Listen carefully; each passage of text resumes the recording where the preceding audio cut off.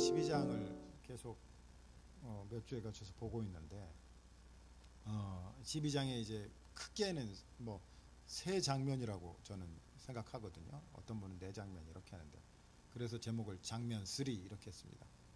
뭐 짜장면 이게 아닙니다.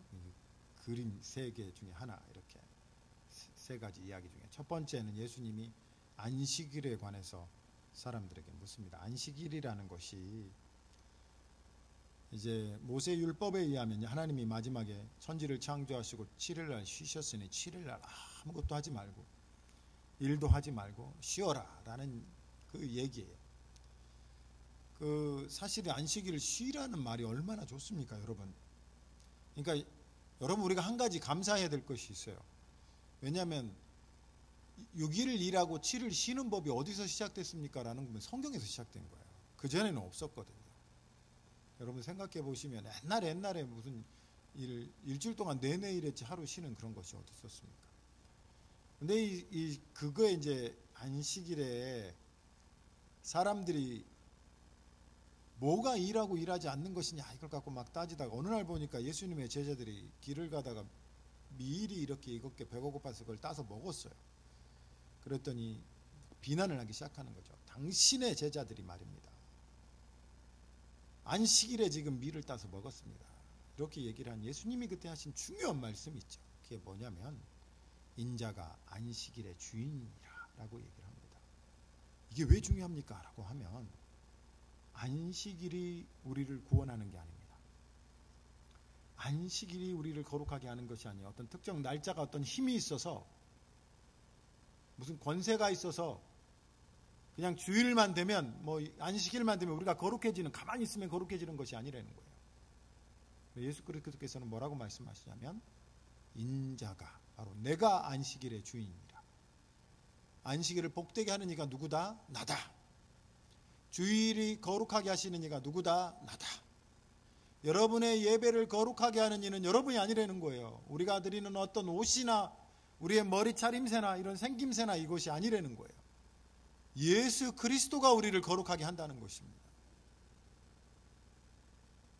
그리고 나서 이제 손 마른 사람, 손이 이렇게 구부러진 사람이 회당에 와 있는데 그날도 안식일이에요. 사람들이 묻습니다. 예수님, 안식일에 이 사람을 치료하는 것이 맞습니까? 안 맞습니까? 예수님께 이게 뭐 맞다 안 맞다라고 말하기 아주 곤란한 그런 얘기를 하십니다. 그런데 예수님이 뭐라고 말하냐면 안식일에 선을 행하는 것이 맞도다.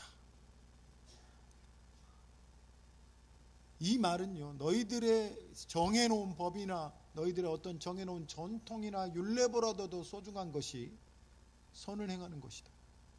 그럼 그 선을 행한다는 말이 뭡니까? 라고 물으면 하나님의 그 자비하신 마음을 아는 것인데, 우리 하나님이 누구라고 얘기를 하냐면 하나님의 종 예수 그리스도께서 오셔서 하시는 일이, 여러분 주위에 사람들을 보면 하고 싶은 일이 많잖아요. 머리 스타일은 왜 그렇습니까? 왜 성경 말씀을 그거밖에 모릅니까? 찬송할 때 박수를 안 치십니까? 왜 예배 드리는데 좋으십니까? 이런 여러 말 하고 싶은 일이 많잖아요. 신발은 왜 짝짝이로 신고 왔습니까? 양말은 왜 빵꾸 났습니까? 이빨이나 닦고 오지 냄새나 죽겠네. 뭐 이렇게 하고 싶은 말 많잖아요. 근데 우리 주 예수님이 사람들을 대할 때 어떻게 대하신다고요?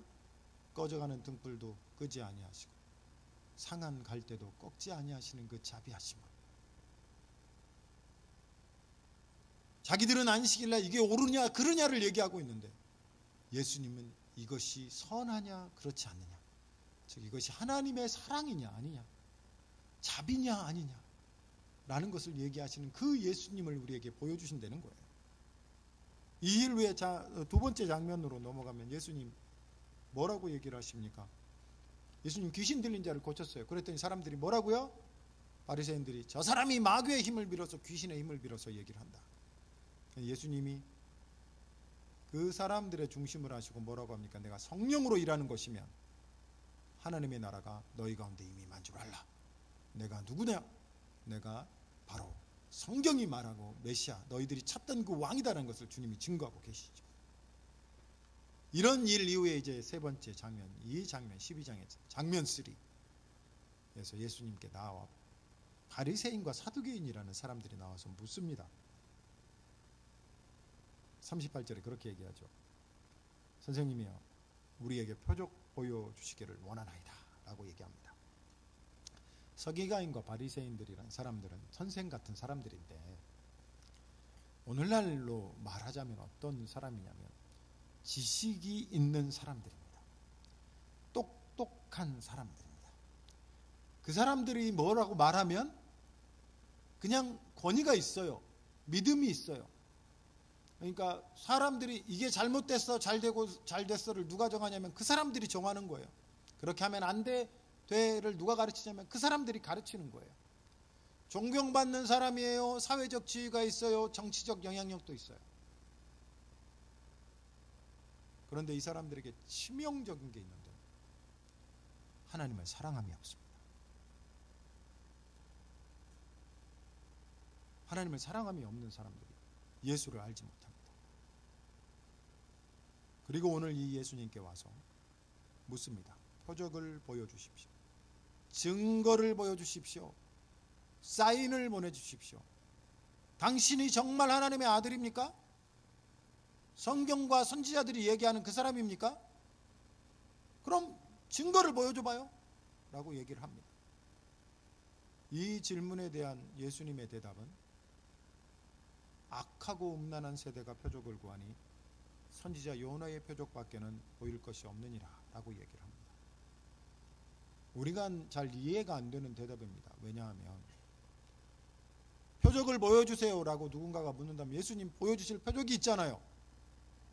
귀신도 쫓으시잖아요.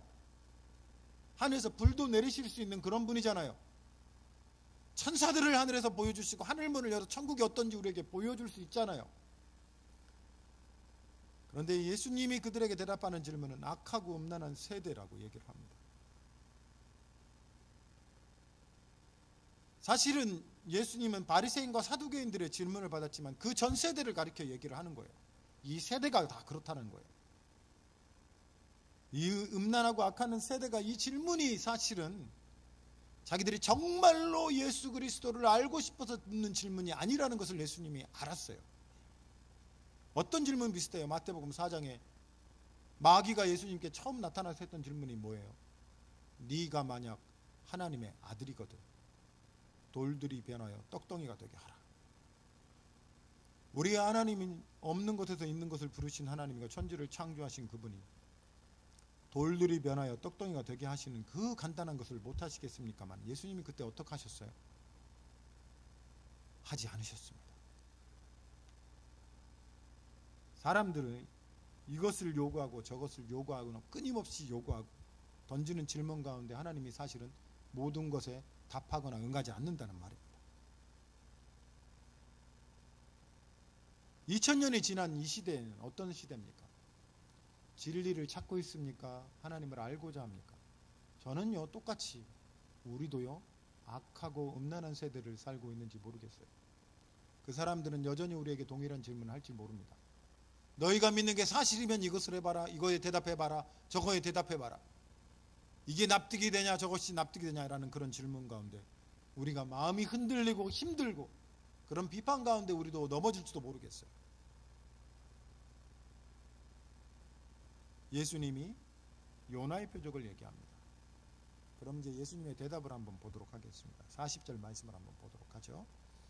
같이 읽습니다. 시작. 요나가 밤낮 사흘 동안 큰 물고기 뱃속에 있었던 것 같이 인자도 밤낮 사흘 동안 땅속에 있으리라. 제일 고민스러운 게 왜 예수님은 표적을 얘기하는 사람들에게 요나의 이야기를 하셨을까라는 것이 고민스러웠어요. 성경의 여러 얘기 중에 요나의 얘기를 하시거든요. 요나가 누구냐면 여러분 구약 성경의 아주 뒷부분에 5-6장에 걸친 조그만 성경책입니다. 다른 얘기가 아주 복잡한 얘기가 아니에요. 어떤 얘기냐면 요나라는 선지자가 어느 날 하나님이 너는 니느웨로 큰 성 니느웨로 가서 그 성이 망할 것이다. 너희의 죄 때문에 망할 것이니까 가서 이 말을 전해라 라고 합니다. 요나가 그 말을 듣고 어떻게 했냐면 불순종합니다. 안 갑니다. 안 가다 못해 어떻게 하냐면 그 즉시 일어나서 배를 타고 반대 방향인 다시스로 도망을 갑니다. 그때 하나님이 폭풍을 일으키셔서 그 배의 항로를 막으시고 요나가 바다에 던져집니다. 요나가 바다에 던지니 자기가 그렇게 해달라고 그랬어요. 니들이 배에 있는 사람들에게 니들이 살고 싶으면 나를 바다에 던져라. 그러니까 요나는 정말 죽기보다 니느웨에 가기 싫었어요. 왜냐하면 요나는 정말로 니느웨 사람들을 싫어했거든요. 이 사람들은 자기 민족의 원수예요. 자기 민족을 괴롭히던 아시리아의 큰 수도예요. 자기 나라를 망하게 할 그 나라의 뭐예요? 수도라고요. 그래서 그 나라가 망했으면 좋겠어요. 처벌을 받았으면 좋겠어요. 자기들을 괴롭혔던 것보다 1000배, 100배, 10,000배 더 벌을 받았으면 좋겠다고요. 안 가요. 안 가다 못해 도망가다가 차라리 자기가 죽었으면 끝나겠지 하고 바다에 빠집니다. 그런데 하나님이 큰 물고기를 준비하셔서 요나를 삼킵니다. 3일 동안 물고기 뱃속에 있으면서 죽음에서 살아난 요나가 거기서 회개를 하죠. 요나의 멋진 기도 속에 구원은 여호와께로 라는 그런 기도가 있습니다만, 여하튼 거기서 빠져나와서 성경에 정확히 기록이 되기를 니느웨라는 큰 성은 3일을 돌아다녀야 된대요. 근데 요나가 딱 하루만 돌아다닙니다. 아주 잔머리를 많이 굴립니다. 고집도 이렇게 센 사람이 없어요. 딱 하루만 돌아다니더라고요. 그리고 니네 망할 거다. 아주 그냥 제가 보기에는 성의 없이 얘기한 것 같아요. 하나님이 니들 벌하신단다, 회개해라, 뭐 이런 식으로 얘기하고 그냥 돌아다녔던 것 같아요. 그리고 요나는 산꼭대기에 올라가서 니느웨 성이 망할 것을 기다리고 있는데, 웬걸 이 말을 들은 니느웨 사람들이 금식을 하고 회개를 합니다. 그 성경의 말씀은 이 니느웨 사람들이 회개하고 살아난 거예요. 그 재앙과 진노로부터 벗어났다는 얘기입니다. 왜 예수님이 이 요나의 얘기를 하셨을까? 저는 몇 가지를 비교해 봤어요. 요나는요, 안 가려고 그랬어요. 정말 싫었어요. 그런데 예수님은 자기가 사랑하는 사람들을 위하여 희생하고 버리고 그 영광의 보좌를 기꺼이 떠나서 즐거운 마음으로 갔어요. 요나는 자기의 원수 같은 민족에게 갔어요. 그러니까 예수님은 자기가 사랑하는, 그래서 이스라엘을 뭐라고까지 얘기하냐면 암탉이 병아리를 품듯이, 그 엄마 닭이 아기 병아리를 품듯이 내가 너희를 품으려고 한 적이 몇 번이냐라고 통곡하시기도 하시거든요. 그렇게 사랑하는 자기 민족을 향해 오신 거예요. 요나는 3일 걸리는 거리예요. 하루만 딱 걸었어요. 그런데 예수님은 3년 동안 그 자리를 돌아다니셨어요. 이스라엘과 온 유대 땅을 다니셨어요. 복음을 전하셨어요. 요나는 아무런 기적을 행하지 않았어요. 병자를 고치거나 귀신을 쫓거나 사람들을 방문하거나 제자를 두거나 이렇게 하지 않았다고요. 예수님은 3년 동안 돌아다니면서 능력을 행하고 기적을 행하셨어요. 심지어 죽은 자도 살리시고 눈먼 자도 뜨게 하시고 중풍병자도 고치시고 문둥병도 깨끗게 하셨다고요. 그런데 니느웨 사람들은 회개했어요. 하지만 이스라엘의 이 사람들은 여전히 나와서 뭐라고 지금 얘기를 하는 거예요? 표적을 보여달래요. 솔로몬의 얘기를 다시 한번 봅시다. 42절 말씀을 같이 한번 읽어봅시다. 시작. 심판의 때에 남방 여왕이 일어나 이 세대 사람을 정죄하리니 이는 그가 솔로몬의 지혜로운 말을 들으려고 땅끝에서 왔음이거니와 솔로몬보다 더 큰 이가 여기에 있느니라. 솔로몬은요, 세상 유대 역사 세상에서 가장 지혜로웠던 왕이라고 평가를 합니다. 이 왕이 통치하던 시대 열왕기상 10장에 기록이 되어 있습니다만, 스바 여왕이 아프리카의 에티오피아라고 그래요. 스바 여왕이 솔로몬이 지혜롭다는 말을 듣고 그때 아주 대단한 여왕이었던 것 같아요. 자기 부하들과 엄청나게 많은 보화와 금은 보화를 가지고 솔로몬에게 왔습니다. 그 느낌은 뭐냐면 솔로몬과 대결을 하기 위해서 누가 더 대단한 왕인가 하고 그 왕을 자기 군대와 자기 사람들과 엄청난 금은 보화를 가지고 왔으니 그 웬만한 사람들이 그거 보면은 막 주눅이 들 거 아니겠어요. 예전에 제가 기억하기에는, 요즘은 그렇지 않습니다만, 미국에서 대통령이 방문하면 차도 달랐잖아요. 방탄유리에 우리나라에 없는 리무진이 엄청, 그것도 한 10몇 대가 묵 하고, 그 다음에 비행기 미국 대통령 비행기가 뜨면 미국 전투기들이 옆에서 막 호위를 하고 막 그리고 요즘은 우리나라가 잘 사라져서 그렇지 않습니다만 옛날에는 그 비행기가 얼마짜리고 전쟁 때는 어떻고 그걸 뉴스에서 설명하면은 와, 큰 나라는 역시 다르네. 마치 그런 걸 보여주려고 과시하려고 와서 솔로몬하고 얘기를 하는데 대화 중에 이 여왕은 솔로몬이 정말 지혜로운 왕이라는 것을 압니다. 그래서 솔로몬에게 굴복을 하고 솔로몬을 찬양하고 마지막엔 솔로몬의 하나님을 찬양을 하고 자기가 가져왔던 모든 금은보화를 솔로몬에게 바치고 물러가는 일을 해요. 그러면 이 여왕의 얘기를 왜 하셨을까? 이 여왕은 어디서 왔다고요? 땅끝에서 왔다라고 얘기를 해요. 그 먼 아프리카에서 이스라엘까지. 여러분 그때 무슨 비행기가 있습니까? 고속철도가 있습니까? 카카오 택시가 있습니까? 어떻게 와요? 걸어와야 되고 배를 타야 되고 그 먼 길을 뭐 때문에요?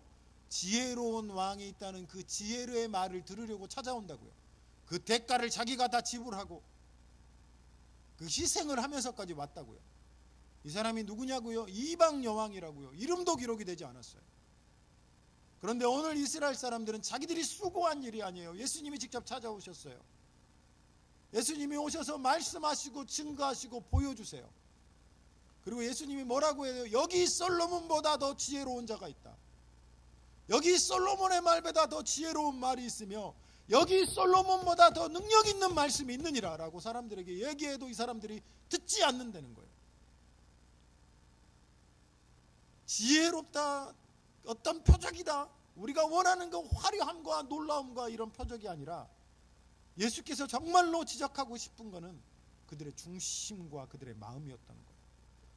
너의 악한 마음과 아무리 큰 표적을 보여줘도 회개하지 않는 그런 마음, 아무리 지혜로운 말을 들려줘도 돌이키지 않는 그 마음 속에 예수님이 그 중심을 보시고 하시는 얘기가 이 악하고 음란한 세대에 관해서 예수님이 말씀하고 계신다는 것입니다. 우리 세대는 어떻습니까, 여러분? 사람들이, 저는 어떤 생각이 드냐면 이 사람이 이런 얘기를 하고 저 사람 저런 얘기를 하면서 마치 예전에 아이들끼리 이렇게 싸우다가 다투다가, 저도 그랬죠. 뭐 저하고 사이가 안 좋은 친구는 맨날 저에게 와서 네가 이거 할 수 있다고? 증명해봐. 뭐 막 이렇게도 얘기하고 저렇게도 얘기합니다. 아, 나는 못 믿겠어. 다른 거 한번 해봐. 앞구르기 해봐, 뒷구르기 해봐. 뭐 태권도 다닌다 그러면 너 도장 가서 뭐 사인 받아봐. 사진 있어, 친구 있어. 그 맨 마지막에 결국은 뭐예요? 그래도 나는 못 믿겠어. 왜냐하면 그런 친구들은 뭐예요? 이미 나를 싫어하고 이미 나를 미워하고 사람들에게 망신 주려고 하는 것이지 그 말이 진실과 진리에 대해 관심이 없는 거였거든요. 오늘 이 바리새인과 사두개인들이 어쩌면 우리가 사는 세상의 교회에 대해 질문을 하고 비방하는 건 이들 안에 교회에 대한 증오와 미움과 예수 그리스도에 대한 이 악하고 음란한 동기들이 있기 때문이라고 생각을 합니다. 제가 들었던 가장 황당한 질문은 하나님이 모든 것을 할 수 있느냐? 그러면 하나님이 들 수 없는 돌을 만들 수 있느냐? 이렇게 물어보는 거예요. 들 수 없는 돌 만들 수 있다 그러면 하나님이 들 수 없잖아요. 하나님 못하는 거 있네. 그럼 만들 수 없다 그러면은 뭐 어떻게 되는 거예요? 하나님 못하는, 뭐 이렇게도 말을 못하고 저렇게도 말 못해요. 이런 여러 가지 질문들을 얘기하면 우리는 막 어떻게 되냐면, 아, 우리의 신앙이 뭔가 이상해 있는 건가? 내가 잘못 알고 있는 건가? 이런 얘기를 해요. 이런 질문 가운데 예수님이 뭘 보여주신다고요? 내가 너희에게 보여줄 거는 요나의 표적밖에 없다라고 얘기를 합니다. 요나가 3일 동안 물고기 뱃속에 있었던 것처럼 인자가 3일 동안 무덤에 있으리니, 죽음에 있으리니, 주님이 이 세대 가운데 보여주고 증거하고 마지막으로 확신시켜 줄 수 있는 건 예수의 십자가밖에 없다는 겁니다. 더 나은 표적을 보여줄 수가 없다는 것입니다. 우리에게는 사실 더 어떤 다른 기적이나 이적이 필요 없다는 거예요. 아니, 어떻게 표적과 기적이 없이 우리가 하나님이 살아계시는 걸 믿습니까? 세상에 어떻게 그런 사람이 있습니까? 라고 질문을 던질 때 예수님이 니느웨 사람들을 봐라, 그들의 죄됨을 어떻게 깨달았는가?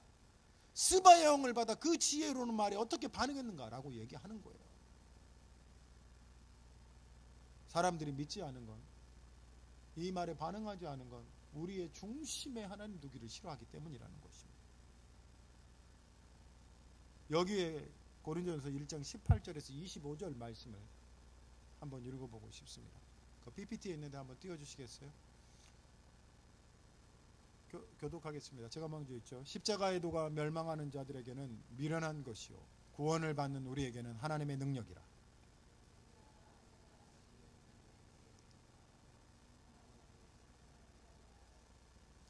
지혜 있는 자가 어디 있느냐, 선비가 어디 있느냐, 이 세대의 변론가가 어디 있느냐. 하나님께서 이 세상의 지혜를 미련하게 하신 것이 아니냐.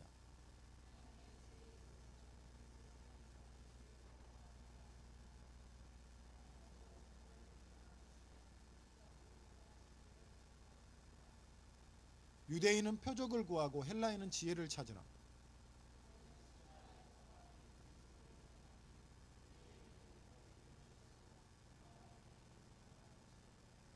오직 함께 있습니다. 오직 부르심을 받는 자들에게는 유대인이나 헬라인이나 그리스도는 하나님의 능력이요 하나님의 지혜리라. 25절 같이 한번 읽습니다. 하나님의 어리석음이 사람보다 지혜롭고 하나님의 약하심이 사람보다 강하니라. 아멘. 유대인이 표적을 구한다고 기적을 구한다는 것, 어떤 신비한 체험을 구하고 사람이 할 수 없는 마술 같은 일을 구한다는 것은요, 이 사람들의 전통이 사실 그렇습니다. 하나님이 보내셨으면 하나님이 보내신 사인은 이런 것일 것이다 라고 자기들이 생각하고 얘기하는 거예요. 표적을 보이라고 얘기를 하는 거죠. 근데 예수님은 밤낮 사흘 동안 무덤에 있을 것이다, 즉 십자가를 이야기합니다. 오늘 본문에 이 십자가가 유대인에게는 거리끼는 것이래요. 이 말을 다른 말로 하면 걸려 넘어지는 것이랍니다. 유대인들은 자신들의 메시아가 왔을 때는 엄청나게 화려한 모습으로 올 줄 알았어요. 자신들의 메시아가 왔을 때는 마치 어떤 느낌이에요? 하늘 문이 열리고 하늘에서 불병거를 타고 천군 천사를 대동하고 세상에 볼 수 없는 화려한 검과 무기로 무장을 하고 유대인들을 일으켜서 로마를 징벌하고 치고 세상에 가장 강한 왕들을 다 무릎을 꿇히고 자기를 대적하는 사람들을 다 멸절시키고 다시 한번 하늘에서 만나를 내려서 더 이상 배고픔이 없고 주름이 없는 그런 일이 일어날 줄 알았어요. 그런데 왜 이게 거리끼는 거예요? 자기들의 생각과 다른 방법으로 예수님이 오신 거예요. 태어난 장소도 목수의 아들이며 마구간의 뉴였고 마지막 그 사역을 마무리한 것도 세상에서 가장 저주받은 십자가에서 죽으신 거예요. 자기들이 생각하는 방식으로 구원하신 게 아니에요. 자기들이 생각하는 방식으로 나타나신 것이 아니라는 거예요. 이게 아닌데? 이런 사람은 메시아가 될 수 없는데? 이거는 내가 원하는 모습이 아닌데? 좀 더 멋져야 되고 좀 더 잘생겨야 되고 좀 더 화려해야 되는데 더 강력해야 되는데 더 능력 있어야 되는데 왜 이렇게 와버리고 이렇게 끝나버리시지? 왜냐하면 하나님 나라의 그 복음의 가장 큰 중심에는 꺼져가는 심지도 끄지 아니하시고 상한 갈대를 꺾지 아니하시는 하나님의 자비하심, 사람을 구원하기 위함이라. 심판하고 죽이고 멸망시키러 오신 것이 아니라 살리고 용서하고 구원하러 오신 예수 그리스도의 십자가의 이 메시지가 힘으로 살려고 하고 부함으로 살려고 하고 명예로 살려고 하는 이 사람들에게는 걸리는 것이 된다는 거예요. 세상이 여전히 부함을 자랑합니다. 세상이 여전히 강한 사람 좋아합니다. 세상이 여전히 힘센 사람 좋아합니다. 그런데 예수가 그런 모습이 없는 거예요. 세상은 성공한 사람 좋아합니다. 잘난 사람 좋아합니다. 멋진 사람 좋아합니다. 예수가 그런 모습이 없는 거예요. 그러니 이게 거리끼는 것이 되고 걸리는 것이 되죠. 그 다음 얘기를 한번 봅시다. 어떻게 잘못 이해하면 왜 예수님이 이 얘기를 하셨을까 오해하기가 쉬운데, 예수님이 더러운 귀신에 관한 이야기를 하십니다. 43절, 44절, 45절 한번 먼저 읽고 얘기를 한번 해봅시다. 같이 읽습니다. 시작. 더러운 귀신이 사람에게서 나갔을 때 물 없는 곳으로 다니며 쉬기를 구하되 쉴 곳을 얻지 못하고 이에 이르되 내가 나온 내 집으로 돌아가리라 하고 와 보니 그 집이 비고 청소되고 수리되었거늘 이에 가서 저보다 더 악한 귀신 7을 데리고 들어가서 거하니 그 사람의 나중 형편이 전보다 더욱 심하게 되느니라. 이 악한 세대 또한 이렇게 되리라.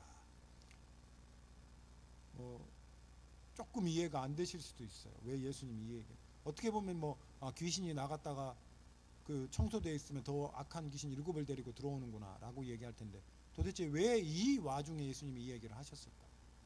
이 말의 결론은 사실 이 악한 세대가 또한 이렇게 되리라라는 말이에요. 예수님이 하신 사역이 뭐였어요? 귀신을 쫓고 복음을 증거하고 또 기적을 일으키셨잖아요. 이 기록을 여러 번 일으켰는데 여전히 이 사람들은 뭐라고요? 표적을 보여주세요라고 얘기를 합니다.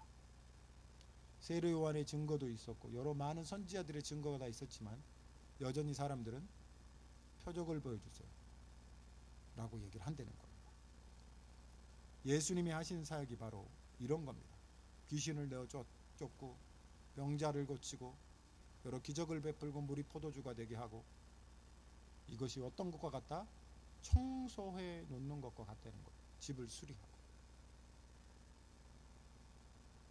그런데 마치 표적을 더 구한다라는 이 사람들의 말은 뭐예요? 집을 더 깨끗이 청소해 주세요라는 말인가 같아요. 거기에 더 데코레이션 달고, 거기에 더 이제 문도 엘리베이터도 좀 달고, 집도 2층으로 하고 방도 좀 넓혀 주세요. 그런데 예수님이 이미 말씀하시는 거 뭐예요? 더 중요한 거는 그 집을 어떻게 깨끗이 청소했냐, 그 집을 어떻게 수리했냐, 이것이 중요한 것이 아니라 그 중심에 누가 있느냐라는 것이 중요한 거예요. 귀신을 쫓고 신비한 지혜로운 얘기를 하고 그리고 어떤 놀라운 기적을 일으키는 것, 이것보다 더 중요한 것이 뭐라고요? 이것이 뭐와 같다고요? 청소하는 것과 같다. 모세가 하늘에서 만나를 내리고 홍해를 가르고 사람들을 반석에서 샘는 물을 먹이게 했어도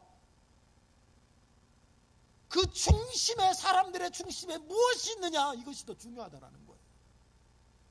우리는 눈에 보이는 것이 중요한 것 같고, 우리는 무엇을 먹고 사느냐가 더 중요한 것 같은데, 세상에 어떤 옷을 입고 살고 그것과 우리가 어떻게 꾸미냐가 더 중요한 것 같은데, 크리스마스에는 트리를 어떻게 만들었느냐, 성탄을 어떻게 보느냐, 눈이 왔나 안 왔냐가 더 중요한 것 같은데, 우리의 중심에는 무엇이 거하느냐, 이것이 중요하다고 예수님이 얘기하는 거예요. 이 악하고 음란한 세대들아, 표적이 중요한 것이 아니라 너희 중심에 그 악하고 음란함을 제어버리고 참 왕이시고 구주 되신 예수 그리스도를 영접하라. 성경이 우리 마음을 집으로 얘기하는 구절들이 많이 있습니다. 가장 대표적인 구절이 요한계시록 3장 20절 말씀인데, 이렇게 기록이 되어 있습니다. 요한계시록 3장 20절 같이 한번 읽어봅시다. 시작. 볼지어다 내가 문 밖에 서서 두드리노니 누구든지 내 음성을 듣고 문을 열면 내가 그에게로 들어가 그로 더불어 먹고 그는 나로 더불어 먹으리라. 말씀을 마무리합니다. 예수께서 표적을 일으키고 기적을 일으키시고 그 사역을 하시고 이렇게 하는 것들은 예수님이 우리 안에 구세주로 모셔주기 위한 청소하는 것과 같습니다. 예수님 더 깨끗이 해주세요. 더 데코레이션을 예쁘게 해주세요. 더 멋지게 해주세요. 내 삶을. 이렇게 요구하는 것이 뭐냐면 바로 표적을 구하는 바리새인과 같다는 것입니다. 이제 우리는 어떻게 해야 됩니까? 이 악하고 음란한 세대를 벗어나서 그리스도를 나의 구주, 나의 하나님으로, 내 마음의 왕이요 주인으로 모셔드리는 것이 더 중요하다는 것입니다. 난 이래서 믿지 못하겠으며 저러시 믿지 못하겠다는 이 세대들의 핑계에 이끌려가지 마십시오. 사람들이 표적을 얘기하고 기적을 얘기하는, 놀라운 어떤 대단한 사인을 얘기하는 그때 사실은 십자가면 충분합니다. 이 십자가가 왜냐하면 하나님의 능력이고 하나님의 지혜입니다. 사람의 능력과 사람의 지혜가 아닙니다. 그래서 제가요, 이런 기도문을 한번 가져왔습니다. 우리 같이 한번 읽어보겠습니다. 시작. 주 예수님, 나는 주님을 믿고 싶습니다. 십자가에서 죽으심으로 내 죄값을 담당하시니 감사합니다. 지금 나는 내 마음의 문을 열고 예수님을 나의 구주, 나의 하나님으로 영접합니다. 나를 다스려 주시고 나를 주님이 원하시는 사람으로 만들어 주옵소서. 예수님 이름으로 기도합니다. 우리 한 번도 이런 기도를 드려본 적이 없거나 내 인생 가운데 예수를 초청해 본 적이 없는 사람은 오늘 이 기도를 같이 한번 드리겠습니다. 그러나 이전에 한번 있었던 사람들도 다시 한번 예수 그리스도를 내 주인으로 모시는 뜻에서 우리 같이 기도하도록 하겠습니다. 이 기도문을 다시 한번 읽겠습니다. 시작. 주 예수님, 나는 주님을 믿고 싶습니다. 십자가에서 죽으심으로 내 죄값을 담당하시니 감사합니다. 지금 나는 내 마음의 문을 열고 예수님을 나의 구주, 나의 하나님으로 영접합니다. 나를 다스려 주시고 나를 주님이 원하시는 사람으로 만들어 주옵소서. 예수님 이름으로 기도합니다. 아멘. 함께 기도하시겠습니다.